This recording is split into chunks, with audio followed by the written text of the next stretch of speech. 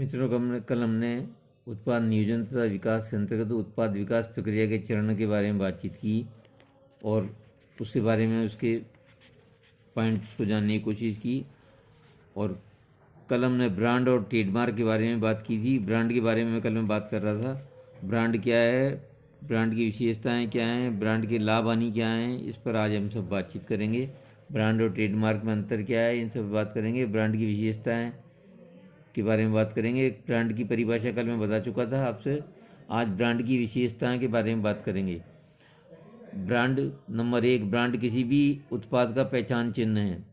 Number 2, brand कोई भी नाम, पहचान चिन्ह, संकेताक्षर, संख्या, प्रतीक चिन्ह आदि है में से कोई भी हो सकता है। यह उत्पाद की अन्य उत्पादों से पृथक पहचान कराता है। यह एक उत्पादक के उत्पादों का अन्य उत्पादकों के उत्पादों से पृथक पहचान कराता है। नंबर 5, ये किसी उपाय की छवि, उत्पाद की छवि या उसके व्यक्तित्व को प्रकट करता है।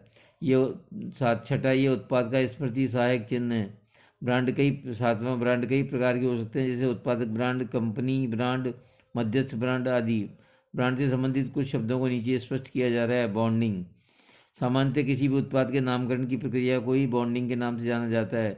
विस्तृत अर्थ में बॉन्डिंग में प्रक्रिया है जिसके अंतर्गत किसी उत्पाद की पहचान बनाने हेतु उसके किसी नाम, प्रतीक चिन्ह, संकेताक्षर या अंक निर्धारित किया जाता है। ब्रांड का नाम, ब्रांड का ही भाग या अंग है जिसका उच्चारण किया जा सकता है। यह शब्दों, अक्षरों, अंकों आदि के रूप में हो सकता है। उदाहरण हीरो होंडा मोटरसाइकिल, ABC के 500 इनका उच्चारण भी संभव है। ब्रांड मार्क, ब्रांड में भाग है जो किसी भी प्रतीक चिन्ह या संकेताक्षर, डिजाइन, विशिष्ट लोगों के समूह, शब्दावली आदि के रूप में ही हो सकता है। इसे केवल पहचाना जा सकता है, इसका उच्चारण संभव नहीं होता। उदाहरण पोस्टमैन ब्रांड में पोस्टमैन का चित्र, मर्फी ब्रांड में बालक का चित्र, एयर इंडिया के नाम, स्वागत मुद्रा में महाराजा का चित्र, जीवन बीमा निगम का 2 हाथों के बीच जलते दीप का चित्र आदि ब्रांड मार्क ही हैं। इसके बाद है ट्रेडमार्क।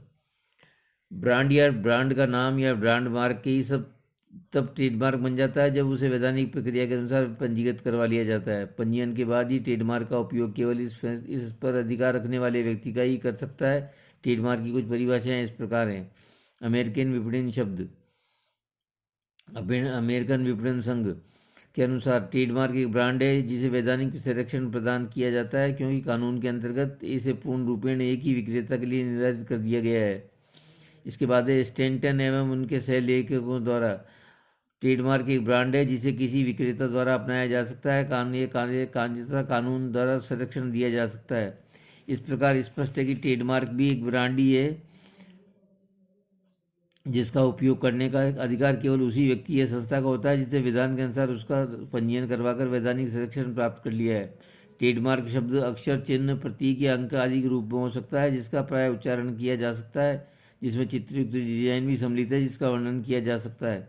भारत में ट्रेडमार्क के पंजीयन की व्यवस्था है। इस हेतु भारत सरकार ने ट्रेडमार्क मर्केंटाइल मार्क एक्ट 1958 बनाया है। इस अधिनियम की धारा 11 तथा 12 में ट्रेडमार्क के पंजीयन की कुछ शर्तें दे रखी हैं। इन शर्तों का पालन करते हुए कोई भी व्यक्ति या संस्था अपने ब्रांड ट्रेडमार्क का पंजीयन करवा सकती है। ट्रेडमार्क या पंजीयन की कुछ शर्तें इस प्रकार हैं। ट्रेडमार्क धोखा देने वाला या संदेह उत्पन्न करने वाला नहीं होना चाहिए। नंबर 2, यह देश के राजनियम के विरुद्ध नहीं होना चाहिए। नंबर 3, यह अपमानजनक या निंदाकारक नहीं होना चाहिए। नंबर 4, यह अश्लील नहीं होना चाहिए। नंबर 5, ये नागरिकों की धार्मिक भावनाओं के विरुद्ध नहीं होना चाहिए। नंबर 6, ये विद्यमान ट्रेडमार्क के समान नहीं होना चाहिए। यह उल्लेखनीय है कि भारत में पंजीकृत ट्रेडमार्क के अंतर्गत आर या रे शब्द का लिखने की परंपरा है। ब्रांड तथा ट्रेडमार्क में अंतर क्या है, यह आज हम आपसे बात करेंगे। एक तरफ अंतर का आधार है, दूसरी तरफ ब्रांड है, तीसरी तरफ ट्रेडमार्क है। सबसे पहले अर्थ। ब्रांड एक नाम, शब्द, अक्षर, चिन्ह या डिजाइन या इनका सम्मिश्रण है जो उत्पाद की पहचान बनाने के लिए उपयोग में किया जाता है। ट्रेडमार्क वह शब्द, नाम, अक्षर, चिन्ह या डिजाइन है जिसका सम्मिश्रण है जिसका उत्पाद की पहचान बनाने के लिए कानून के अनुसार पंजीयन करवा लिया गया है। क्षेत्र, ब्रांड का क्षेत्र विस्तृत है, सभी ट्रेडमार्क भी ब्रांड होते हैं। इसका क्षेत्र संकुचित है, सभी ब्रांड ट्रेडमार्क नहीं होते। ट्रेडमार्क की उत्पत्ति तभी होती है जब उसका पंजीयन करवा लिया गया हो। इसके बाद है उपयोगाधिकार। इसका उपयोग अन्य व्यक्ति या संस्था द्वारा भी किया जा सकता है। इसका उपयोग केवल वही व्यक्ति या संस्था कर सकती है जिसके नाम इसका पंजीयन किया गया है। नकल की संभावना। ब्रांड की नकल की किसी भी प्रतिस्पर्धी संस्था द्वारा नकल की जा सकती है। ट्रेडमार्क की नकल किसी भी प्रतिस्पर्धी संस्था द्वारा नहीं की जा सकती। छठा, ब्रांड की नकल करने पर नकलची दंड का भागी नहीं होता। ट्रेडमार्क की नकल करने पर नकलची दंड का भागी होता है। क्षतिपूर्ति। सातवां, ब्रांड का स्वामी नकल करने वाले से क्षतिपूर्ति नहीं करवा सकता। ट्रेडमार्क का स्वामी नकल करने वाले से क्षतिपूर्ति प्राप्त कर सकता है। ब्रांड के कारण या उद्देश्य। ब्रांड के प्रमुख कारण या उद्देश्य निम्नानुसार हैं। उपभोक्ताओं को उत्पाद की पहचान में सुविधा प्रदान करना। नंबर 2, स्वयंसेवी भंडारों में खरीदारों में उपभोक्ताओं के समय को बचाना। उत्पाद किस्म के प्रति उपभोक्ताओं को आश्वस्त करना। नंबर 4, उत्पाद के विज्ञापन एवं विक्रय संवर्धन में योगदान देना। नंबर 5, संवर्धनात्मक कार्यक्रम में सुविधा प्रदान करना। नंबर 6, अन्य उत्पादों के उत्पादकों में अपने उत्पादों की पृथक पहचान बनाना। नंबर 7, उत्पाद के व्यक्तित्व या उसकी छवि का या ख्याति का निर्माण करना। नंबर 7, मूल्य आधारित प्रतिस्पर्धा को कम करना। नंबर 9, अधिक उत्पाद संग्रह करने एवं बेचने के लिए मध्यस्थों को प्रेरित करना। नंबर 10, मध्यस्थों की दुकानों एवं शोरूम पर माल के प्रदर्शन एवं सजावट की जगह प्राप्त करना। उत्पाद श्रृंखला। और नंबर 11वां, उत्पाद श्रृंखला के विस्तार में सुविधा प्रदान करना। अब ब्रांडों के प्रकार।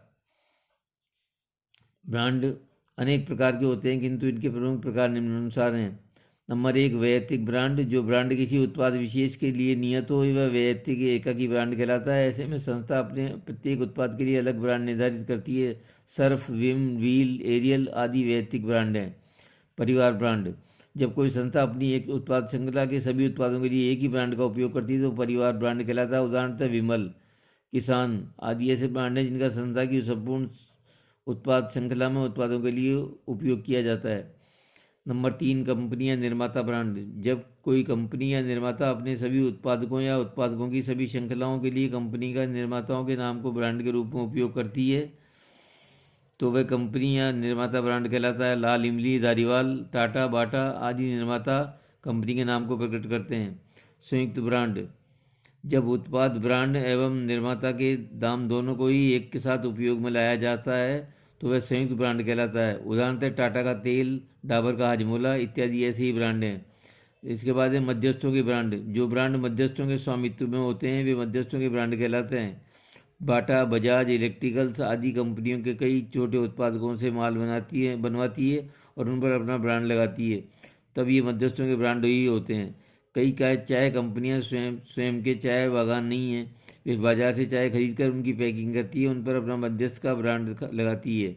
इसके बाद है राष्ट्रीय ब्रांड, नेशनल ब्रांड। छठा, जो ब्रांड राष्ट्रीय स्तर पर पहचाना जाता है वह राष्ट्रीय ब्रांड कहलाता है।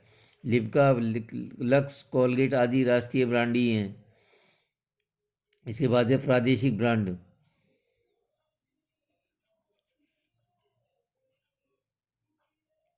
प्रादेशिक ब्रांड। जो ब्रांड प्रादेशिक स्तर पर प्रचलित होते हैं वह प्रादेशिक ब्रांड कहलाते हैं। ब्रांड के लाभ। ब्रांड के निम्नलिखित लाभ हैं। उत्पादकों को लाभ।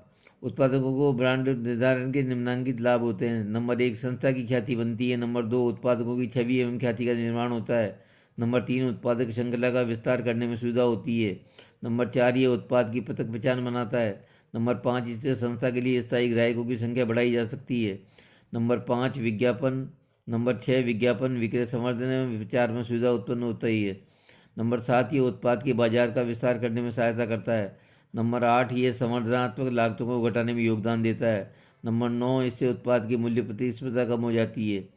नंबर 10, मध्यस्थों को आसानी से प्राप्त किया जा सकता है। नंबर 11, मध्यस्थों को शोरूम, दुकानों में आसानी से उत्पाद सजावट के लिए स्थान प्राप्त किया जा सकता है। इसके बाद है मध्यस्थों को लाभ। ब्रांड युक्त माल बेचने से कम समय एवं श्रम लगता है। ऐसे उत्पादों के भंडारण एवं विक्रय में जोखिम कमी होती है। उत्पाद की स्थायी मांग उत्पन्न हो जाती है। नंबर 4, संस्था के विज्ञापन में सुविधा होती है। नंबर 5, शोरूम या दुकान पर सजावट की सुविधा मिल जाती है। नंबर 6, इससे बाजार में नियंत्रण में सुविधा होती है तथा बाजार भाव बना रहता है। नंबर 7, मूल्यों में स्थिरता देती है। नंबर 8, उपभोक्ता उत्पाद के मूल्यों के लिए सौदेबाजी न्यूनतम होती है। इसके बाद उपभोक्ताओं को लाभ, ब्रांड से उपभोक्ताओं को निम्नलिखित लाभ होने लगते हैं। नंबर 1, उत्पाद की पहचान में आसानी होती है। नंबर 2, माल की किस्म के प्रति विश्वास होता है। नंबर 3, माल क्रय में समय एवं श्रम कम लगता है। नंबर 4, ऐसे उत्पादों के उपभोक्ताओं का सामाजिक स्तर बढ़ता है। नंबर 5, वैधानिक अधिकारों की सुरक्षा होती है। नंबर 6, ऐसे उत्पादों का मूल्य निश्चित होता है, अतः मोल व्यय या सौदेबाजी नहीं करनी पड़ती। नंबर 6, 7, अन्य उत्पादों के मूल्यों की तुलना करना संभव हो जाता है। ये ब्रांड के कुछ लाभ हैं।